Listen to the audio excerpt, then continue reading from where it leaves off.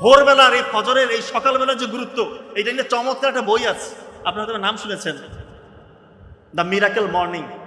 অনেক হয়তো নাম শুনে থাকতে পারেন, দ্য মিরাকেল মর্নিং। রাইটার হল এলরোড, তার জীবনের গল্প, উনি তার নিজের জীবনের গল্প এখানে বলেছেন। উনি অল্প সময় অনেক ফেম, টাকা পয়সা কামিয়েছিলেন। এরপরে একটা সড়ক দুর্ঘটনায় ওনার জীবনে একটা দুর্বিষহ অবস্থা চলে আসে। কেউ বলে না যে উনি উঠে দাঁড়াতে পারবে, সুস্থ হইতে পারবে, কেউ বলে না।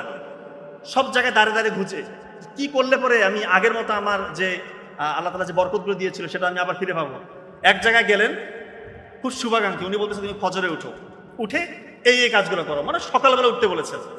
তা উনি বলেছেন ওনার নিজের জীবনের গল্প থেকে নেওয়া 6টা কাজ করতে বলেছেন সকালে উঠে। এই 6টা কাজ যদি কেউ করে সে নিশ্চিত সফল।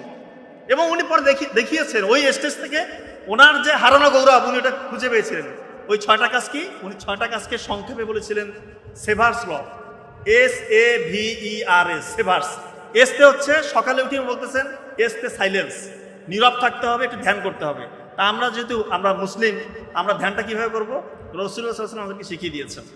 ফজরের নামাজের পর আপনি একটু বসে 33 বার সুবহানাল্লাহ, 33 বার আলহামদুলিল্লাহ, 34 বার আল্লাহু আকবার পড়েন। আপনার জীবনের যত গুনাহ, এটা যদি সমুদ্রের ফেনার মতো হয়, এটা ধুয়ে মুছে যাবে। এবং এখন তো আমরা অনেকেই হজ করতে যেতে চাই, খুবই ভালো, যাদের সামর্থ্য আছে অবশ্যই করব। কিন্তু একটা সুযোগ কিন্তু রাসূলুল্লাহ সাল্লাল্লাহু আলাইহি ওয়াসাল্লাম বলে গিয়েছেন, ফজরের পরে কিছুক্ষণ তুমি বসে থাকো, আল্লাহ জিকির করো। এবার সূর্য যখন উদয় হয় তারপরে তুমি 2 রাকাত ইশরাকের নামাজ পড়ো। ইশরাকের নামাজ যদি কেউ পড়ে সে একদম কবুল হজ এবং কবুল ওমরা হজের সওয়াব পাবে। আমরা এই সুযোগটাকে হাতছাড়া করবো না। যে যে লেভেলের স্টুডেন্ট আছেন ফজরটাকে কাজে লাগা। তার মানে সাইলেন্স খুবই ইম্পর্টেন্ট। 2 number affirmative. উনি বলেছে অ্যাফার্মেটিভ মানে ইতিবাচক চিন্তা করতে হবে, আমি পারবো, এই চিন্তাটা করতে হবে। আমাদের ব্রেইনের একটা সেন্টার আছে, ওই সেন্টারে RAS, রেটিকুলার অ্যাক্টিভিটি সিস্টেম চালু হয়ে যায় যখন আপনি কোনো কিছু নিয়ে পজিটিভ থিঙ্কিং করেন। ব্রেইন আপনাকে অর্গানাইজড হয়তো ওইভাবে পরিচালিত করে। আপনি যখন চিন্তা করবেন যে আমি এটা হব, ইনশাল্লাহ আপনি সেটাই হতে পারবেন। এটাই উনি বলেছে, অ্যাফার্মেটিভ, পজিটিভ চিন্তা করতে হবে, কখনো নেগেটিভকে জায়গা দিবেন না।